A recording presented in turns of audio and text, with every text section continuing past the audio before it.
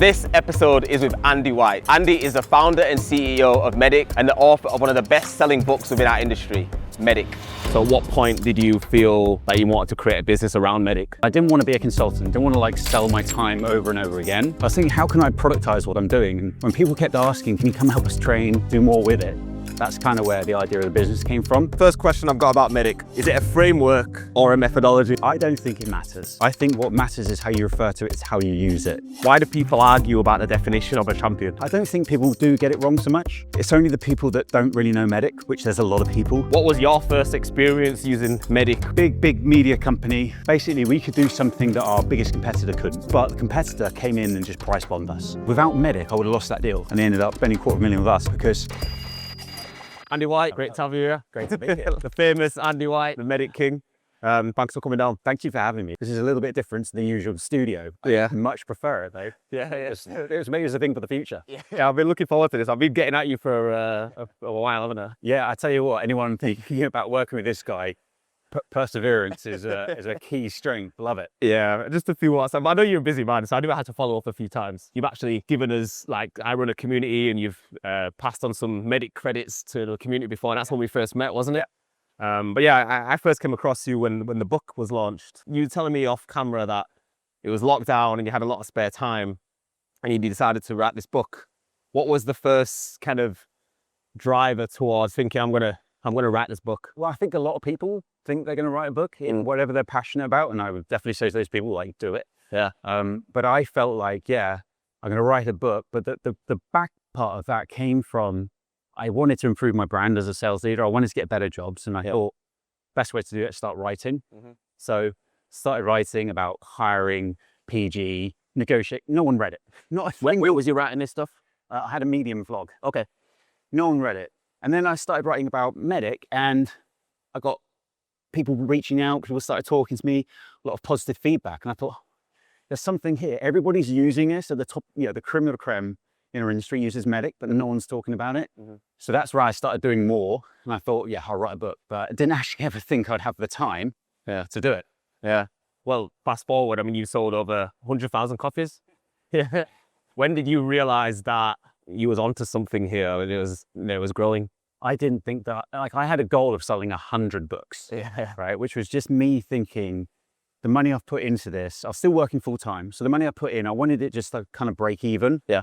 And I thought if I sell 100 books, that'll about cover, the cost of illustrators and things like that. Yeah. I don't know if I ever feel like, I think when we think about other people, we imagine it like clicking in that moment where you're like, oh, this is a thing. I never have that. I'm always like, we're not doing enough. We're not where we need to be. Yeah. There'll be a moment where it will click, and I think we'll kid ourselves. Yeah. You just keep going further, don't you? Yeah, of course. So yeah, I mean, look, it's obviously been a huge success. Do people still speak about it now with you and bring it up when they meet you at events or just in person? They do, yeah. And it's a funny thing because I think it's like 5-6 years ago that I wrote the book, and I've been pretty much working on all things MEDDIC full time since then. So you imagine I had these thoughts, this sort of understanding from other people I'd learned from and my own experience, and wrote a book about it. But since then, 5-6 years of doing nothing else, obviously I've learned much more, I've got much more experience. So sometimes I'm almost like a little bit embarrassed about the book because like I see things deeper now and have better ways of explaining things. Yeah. Well, obviously you've gone on to set the business up, right?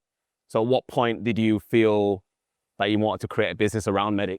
I'm a products guy, right? So I'm like a build once, sell twice mindset. And I didn't want to be a consultant, didn't want to like sell my time over and over again. So there was never a reality where I was going to go and be a consultant, be like a MEDDIC consultant. So I was thinking, how can I productize what I'm doing? And when people kept asking, can you come help us train, do more with it? That's kind of where the idea of the business came from. Okay. But I wanted to build a SaaS product. I didn't want to raise money. I didn't want to like go down the VC route. So I had to find some way of making it work, get the best of both worlds of like building a product without selling my time that could fund the SaaS product. So that's where the online training came from, which is, by the way, a great model, like better than SaaS, because SaaS has bugs, right?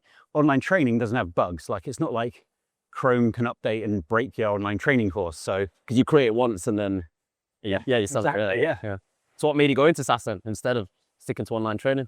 That was the goal. And I think our vision now requires us to have that complete proposition where people don't just learn, they execute as well. Okay. So we give them like adaptive enablement based on what circumstance they're in a deal, and then they can go and apply that enablement and execute with it. So it's like, it's not just, how do I test my champion? The software's saying, you haven't tested your champion, you need to do it on this deal, and here's how you can do it. So it's kind of those two worlds together. Interesting.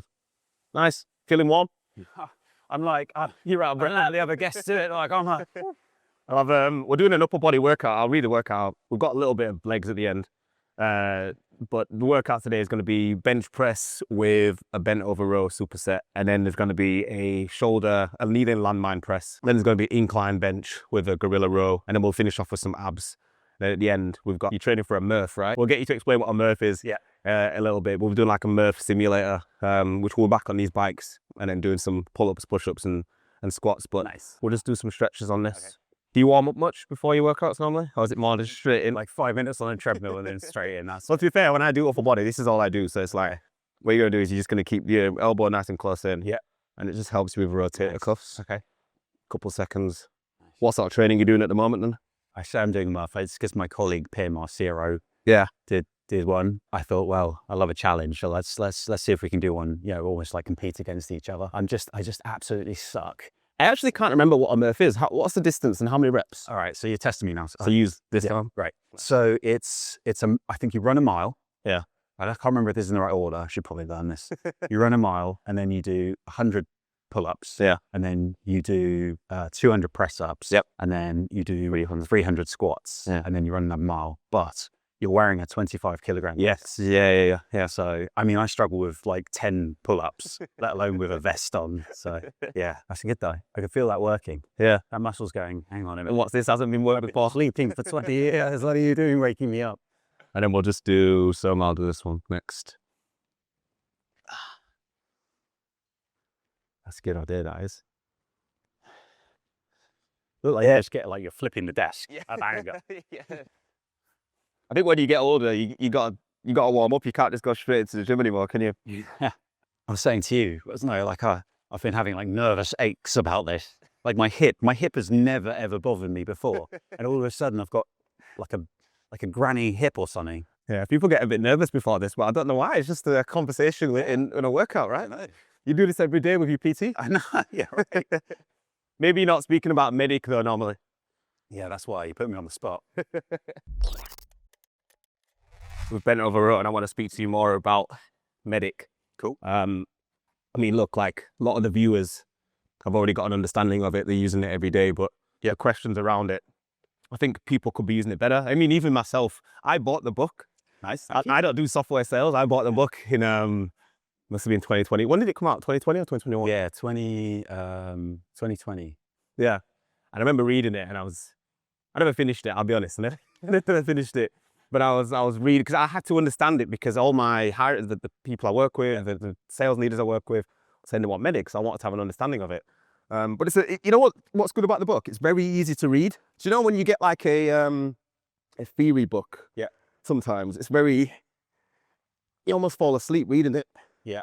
But I think the way you laid it out was very easy to read. I think, and I spoke to a few people, they say they have it on their desks just to go back to. So this is the thing where you see, I'm getting that embarrassment now because I'm like, oh no, I could probably write it better. But the easy to read thing is a common compliment I get, and that's really nice, because I didn't write it to be easy to read. I wasn't I had no right to be writing a book. You know? Yeah.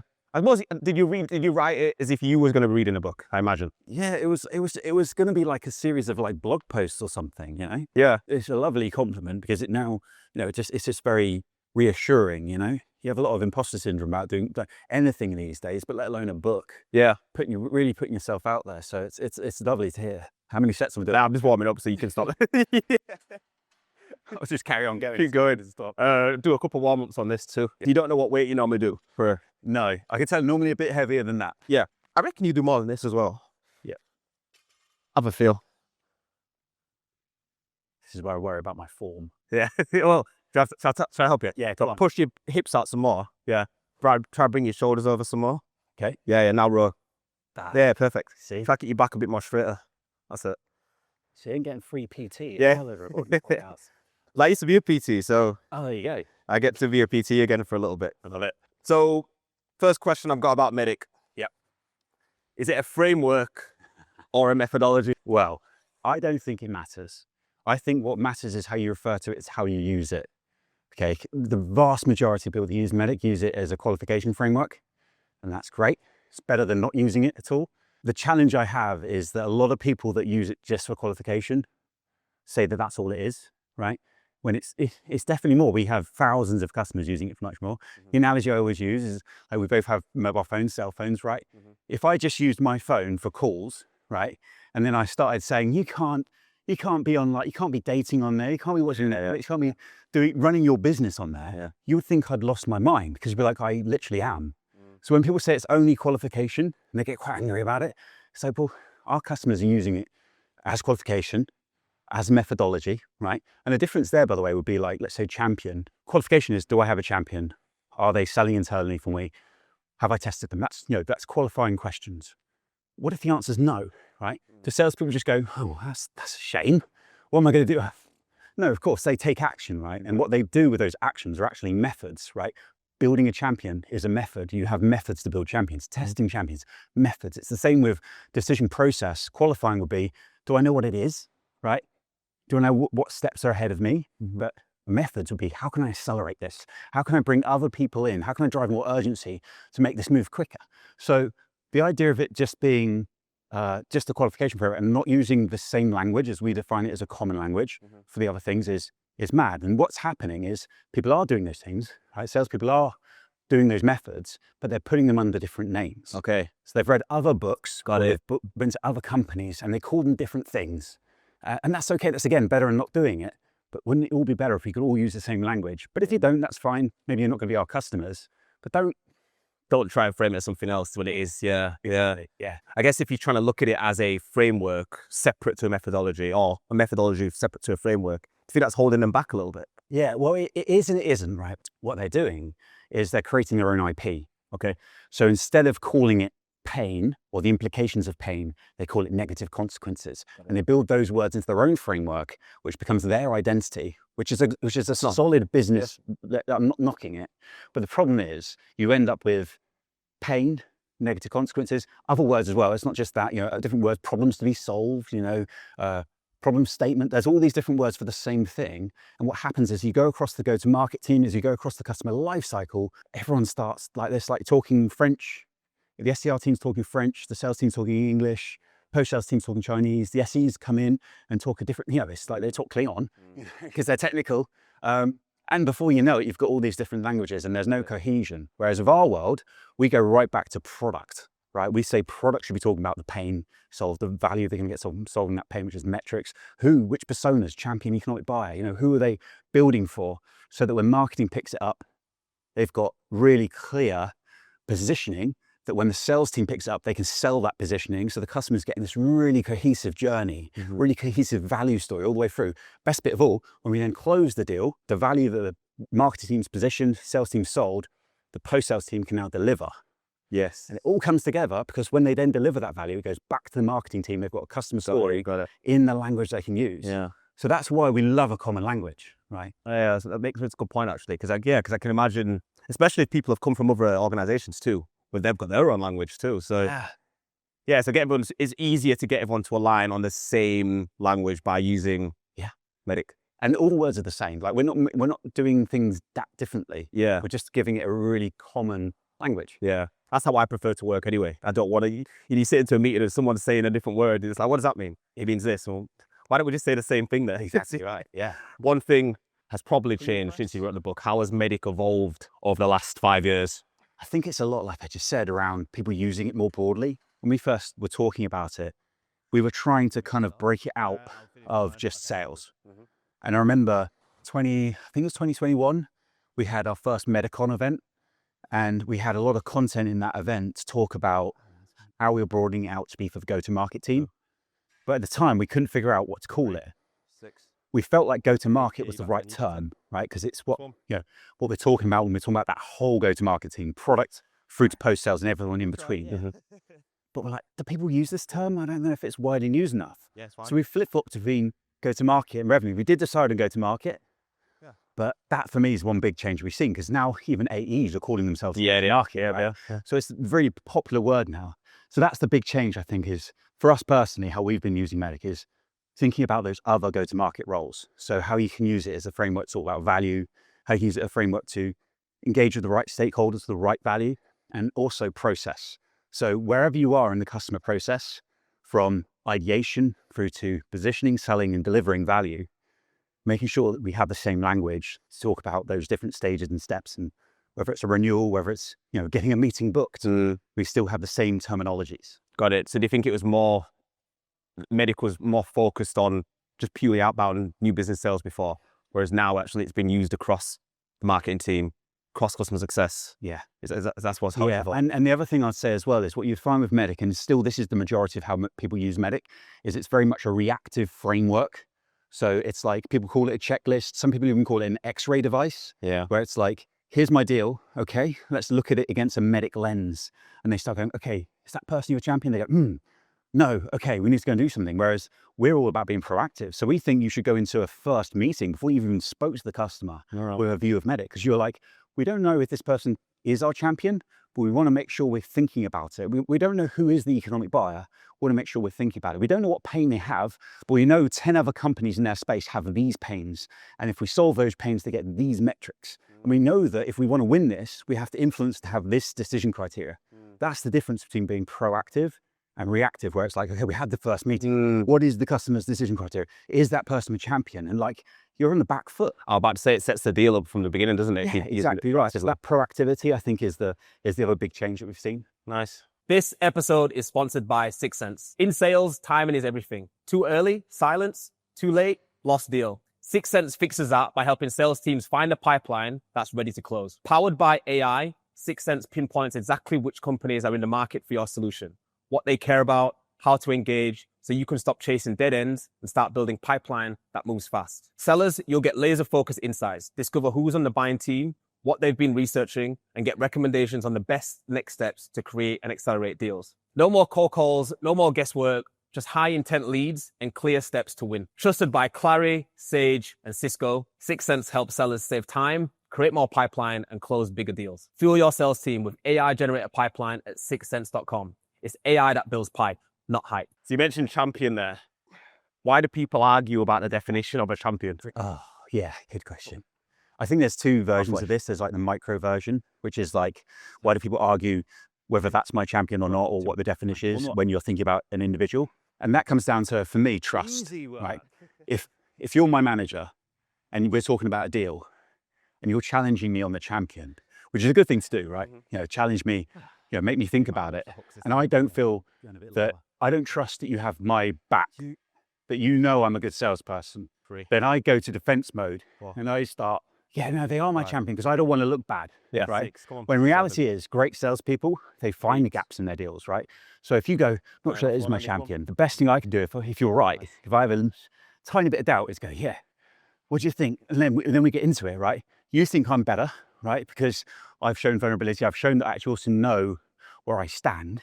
And then we come out of it better because we brainstorm. Maybe it could be a champion, just haven't built them. Maybe they don't have the power and influence. We need to find someone else.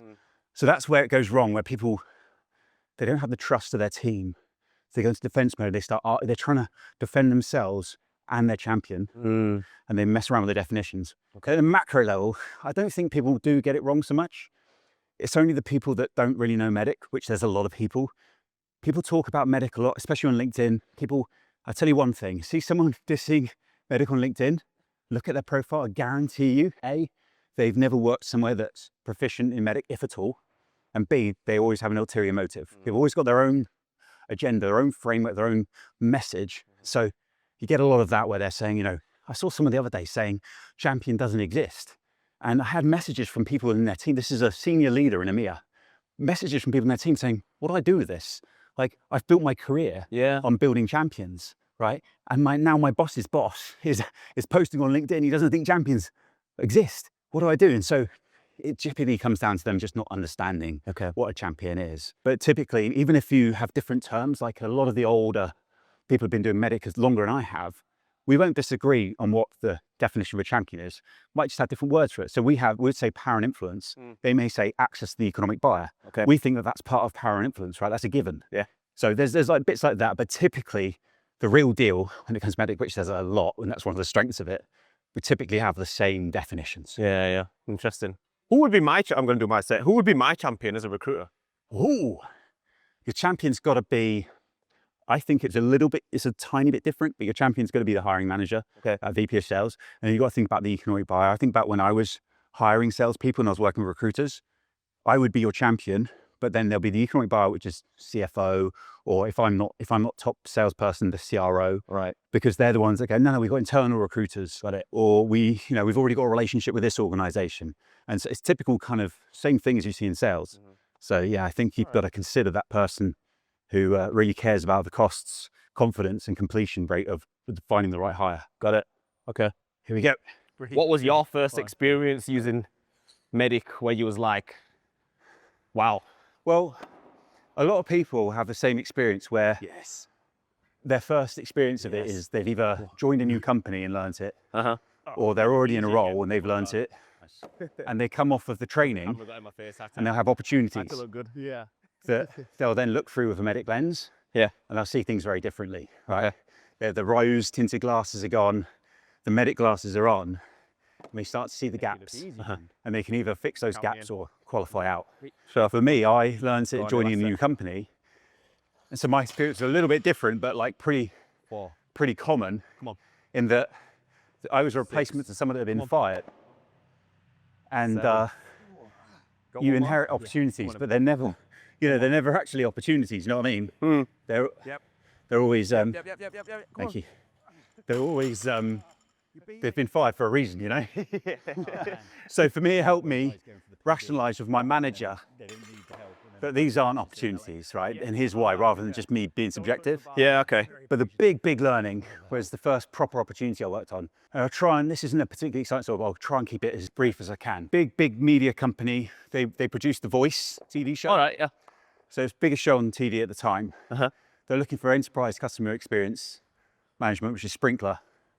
And basically we could do something that our biggest competitor couldn't. Yeah. And that something had a use case, which would mean they wouldn't have to hire 10 people. They could just automate it with the software instead. Okay. So that was my business case, amongst other things. And but the competitor came in and just price bombed us. So we were $250K. They came in, they started higher, but they went down to 50K to get the deal. And that was okay because I differentiated, defended. It's like, well, it doesn't matter. Even if they're free, you're still gonna have to hire 10 people. So this is actually still value for money, and it's the better solution. Yeah. But the problem was the group that owned them worked with our competitor. And then they said, oh, we have spare licenses. So it did become free. The CTO, who's the economic buyer, came in and said, we can't, I can make a recommendation to buy the better solution, but not when the other one's free and it's got the executive sponsorship of the company. And so without MEDDIC, I would have lost that deal because I wouldn't have been able to say to my champion, well, here's what they're missing. So your decision criteria to get this use case, the business case is built on, doesn't exist. And so it was like, I won that deal, or we won that deal because of MEDDIC, because of decision criteria, because I was able to really make it clear, not just to myself, but to the customer. And they ended up, spending $250,000 with us instead of free with something that's almost as good. That was me, it was like, okay. Yeah. That in a nutshell is why decision criteria is my favorite part of MEDDIC. It's not necessarily the most important, people will get upset about that, but it's the one I like the most. If you're a salesperson, you can nail that. You're in a league of your own, you're in that top league. Nice. So from then you was like, yeah, this is me. This is it, yeah. Yeah. But even though we had learned, onboarded at that company, then I spent a ton of money flying us out to the US to spend a week learning more about it as a whole company, I came back to EMEA and it was like no one else was talking about it. So you can't just put people in a room in some hotel with jazzy carpets. We always have like Weatherspoons carpets, don't they? And then expect people to learn it, because you've got to have more than that. True. Okay, so basically you do. Oh, that's cool. This, yeah? Yep. Nice. Ooh. Ooh. When you get to the top, yeah, try and bring your body, so when you press, you go a little bit further forward. Yeah, nice. Nice, okay. Just a better overhead position. Definitely weaker on my left.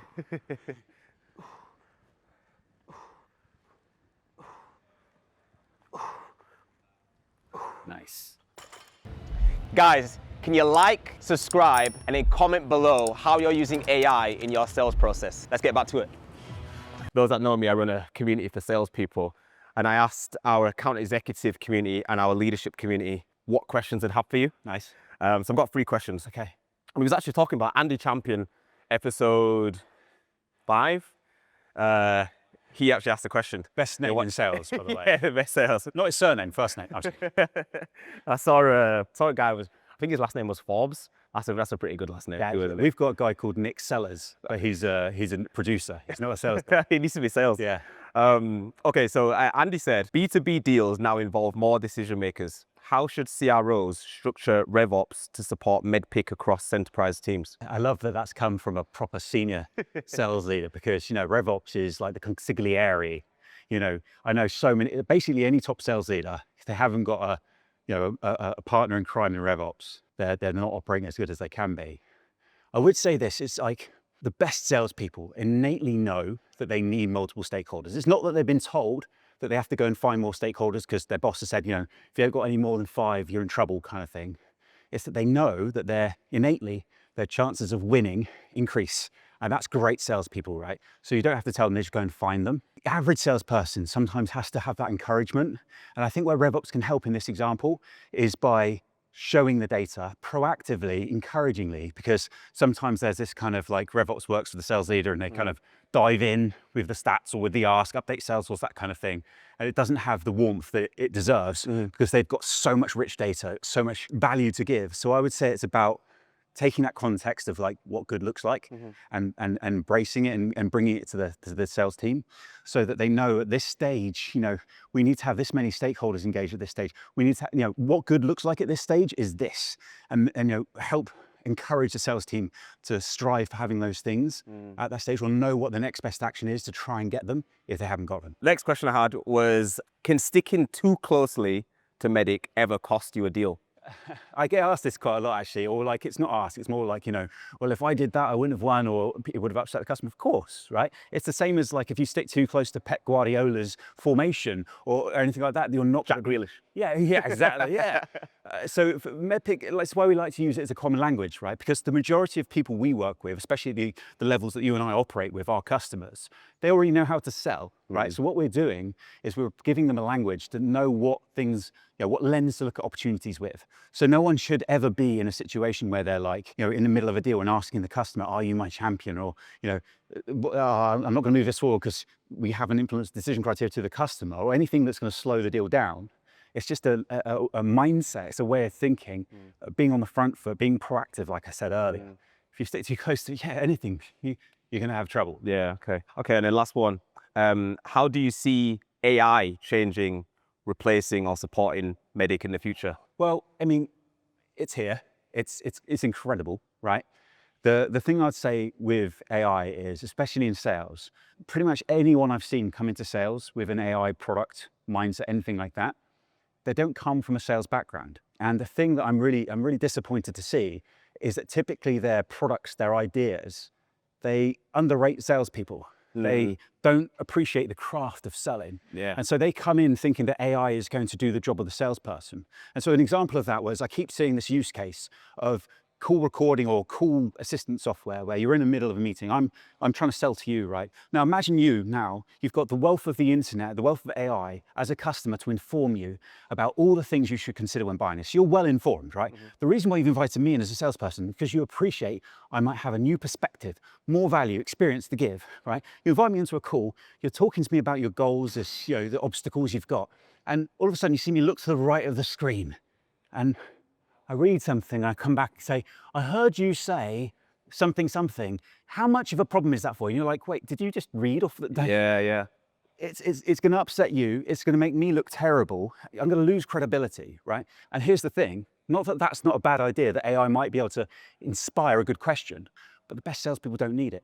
And more importantly, the best salespeople won't want to use it. So you're basically optimizing an entire go-to-market product for sales around the worst, around the people that don't know what question to ask, the ones that haven't done the preparation to have 20 of those questions in the back of their head because they've asked them hundreds of times over in their head because they've seen this environment, because they've given their full attention to you rather than the little window outside. That's just one example, but that's what I'm seeing there. So for us, AI takes away the busy work. You know, it helps inform, like, so for example, our AI product, you'll be on a call and it'll be transcribing what's being said, and then upload that information to our MEDDIC operating system, to give you the notes, Got it. to talk to you about, you know, to give, so post meeting, we can reflect on, we can champion a champion. What do we think the decision criteria? They mentioned this competitor. Nothing new, by the way, but that's a good use case. That's where AI can really level things up. But it's commoditized a little bit now, right? Well, it's like a lot of people, I've asked a few guests on here, and they've said use AI to enhance sales rather than trying to replace salespeople. Absolutely. You know, and I'm in agreement with you. I think a lot of people that build these AI sales replacement tools, so salespeople replacement tools, they haven't done sales before. And a lot of people that say, "Oh, you want to exist one day as a salesperson." I'm like, well, you're not actually a salesperson. You're a tech person. That doesn't like to be sold to. So you'd probably prefer to be sold to an AI. Exactly right. An AI bot.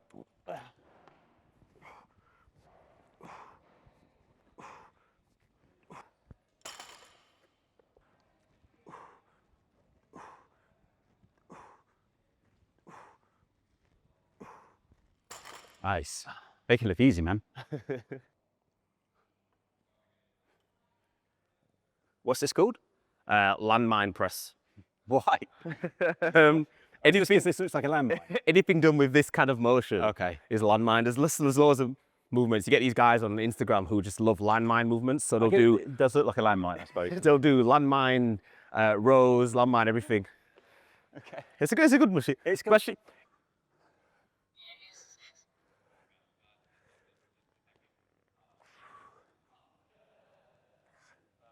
nice.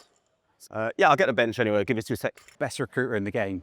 If you are not working with Niall, you need to be working with him. Nobody is as persistent as that guy. If you have a hire you want to get, he doesn't know this, he's coming back in. Give a hire, you're trying to get someone's attention, get this guy on him. Best. What's that? Just say it's a good workout. All right. What you like on dumbbells, incline? Yeah, okay, I guess. I don't know, maybe not as good as you. Let's go. Let's grab them in there. Yeah. You get wide legged, almost like a sumo. Yeah. Deadlift, back nice and straight, and you just row one at a time. Okay. Yeah. Nice. So we'll superset that.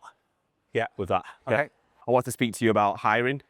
Okay. As a business owner, something that's close to heart for me right now. But you've grown a team to 50 now, right? Yeah, just short 50, yeah. How has your hiring philosophy evolved since starting the business? So I think the difference is, well, I don't think it's too much about having your own business, but the size, like hires can make or break. I can look at mistakes we've made and genuinely put like a time frame of 6 months where it slowed us down, maybe sometimes even longer.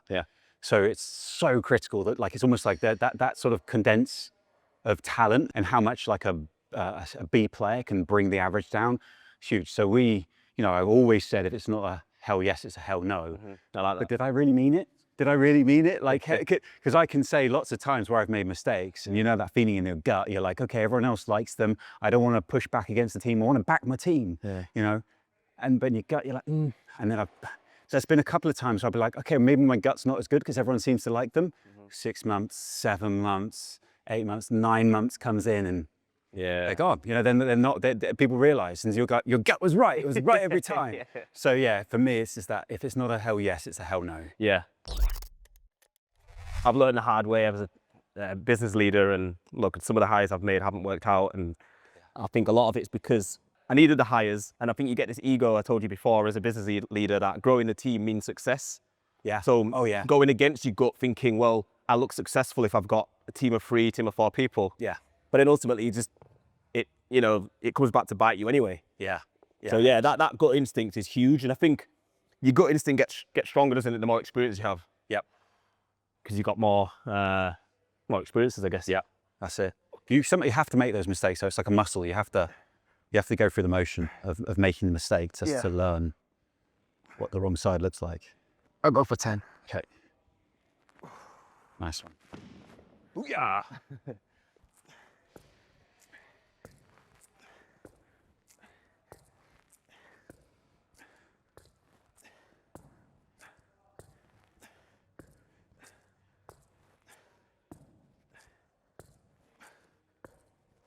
This isn't the greatest bench, is it? No, it's not. But Thank you, mate. you got him? Yeah. Nice. 2, 6, 7, 8. You going for 10? Yeah. Nice. Last one, mate. Good work. Yeah, you don't need the 27s. Nah, who needs 27? I have this running joke, me and my PT, where he won't say the half. And so if he says something about the half, it's like he's in trouble. Like, One at a time. all the way up like that. Control it a bit more than that. Oh, I see.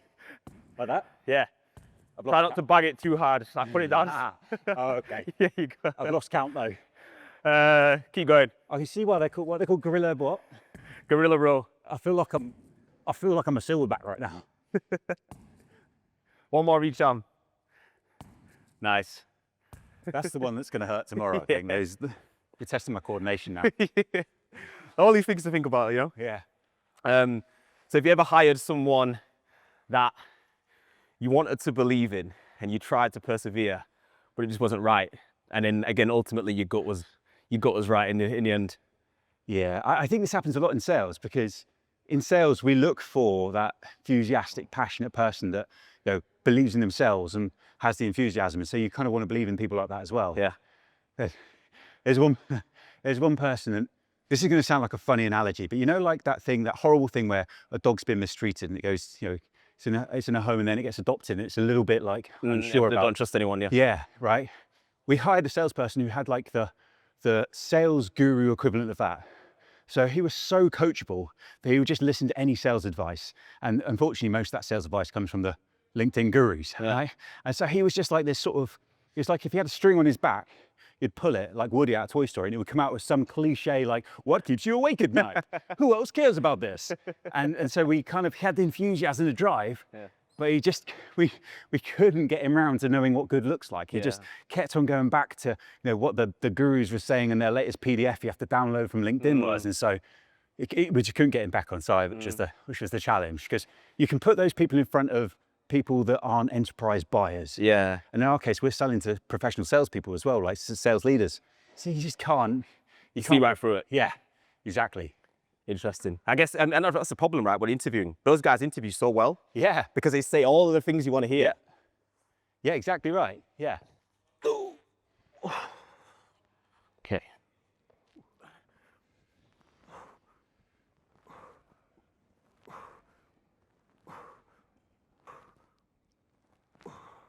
Definition on your arms looks unreal when you're doing that. Hey? Your definition on your arms looks unreal when you're doing that.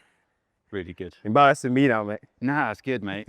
It's like that meme, isn't it, where it's like why guys think they go to the gym, so they get compliments from from the love interests.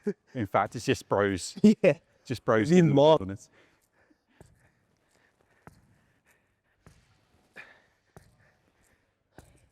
Nice. 1, 2, 3, 4, 7, 8, 9, 10. Nice. Here we go. Right.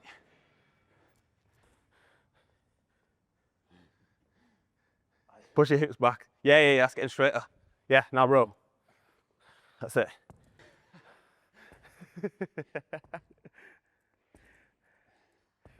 I'm glad you're not asking me any questions one like this. We're very vulnerable.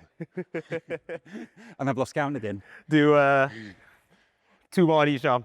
1, 2, number 2. Nice. Cool. All right, let's run out of time a little bit. So we'll leave the ab stuff. Yeah. And we'll go into That's a shame. we'll go into something harder. We'll go into the Murph simulator. Okay. Just pop these to the side. Yeah. But just before, as we set that up, I want to ask you about high performers and A players. You said previously that you believe that it's not just money that drives A players. Yeah. What do you mean by that? Yeah.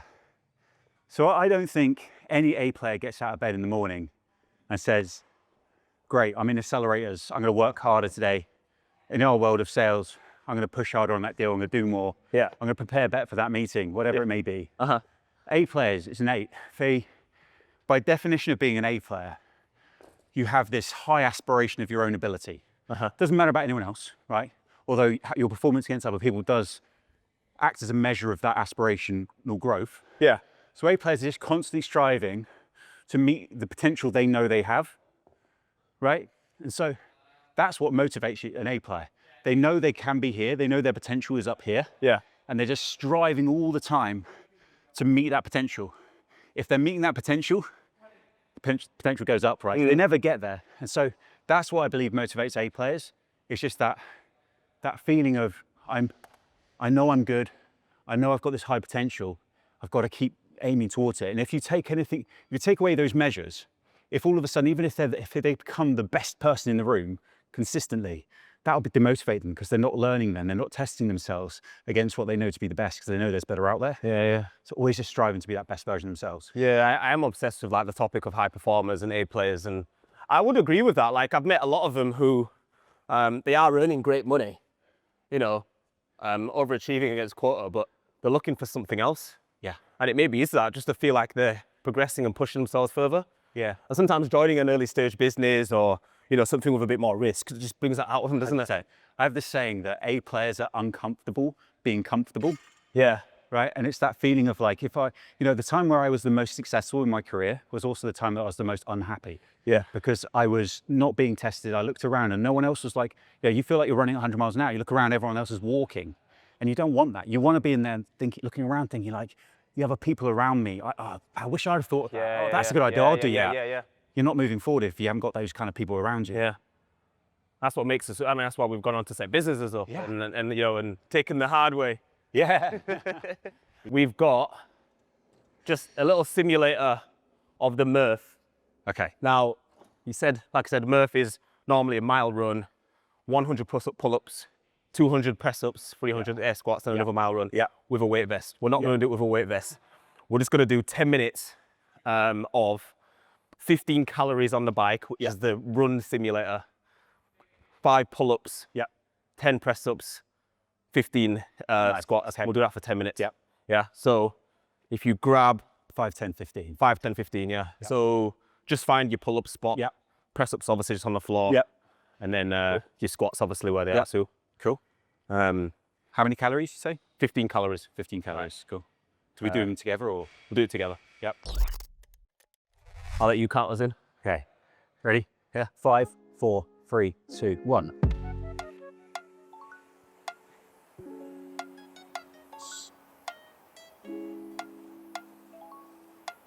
Oh, this is more tiring than I thought it'd be.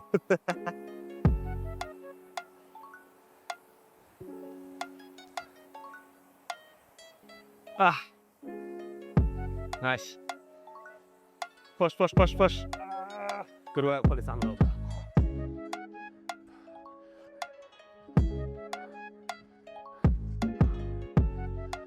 Press ups.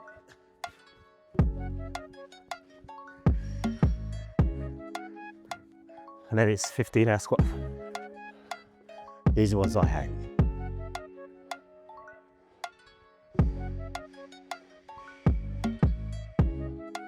And back on the back. Woo.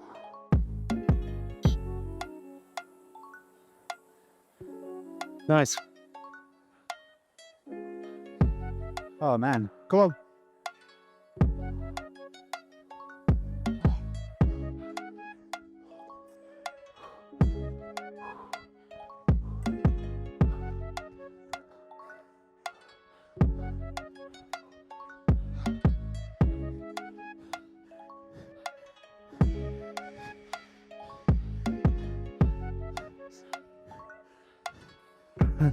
Just do 10 on the bike.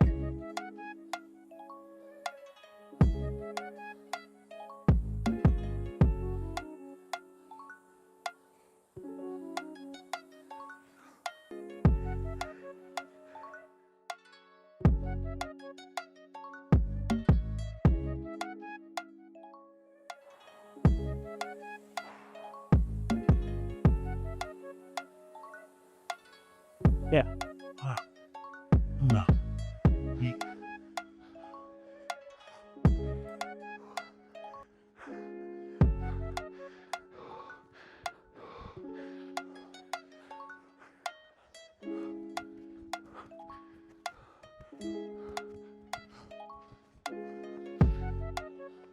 Oh, kill me, man.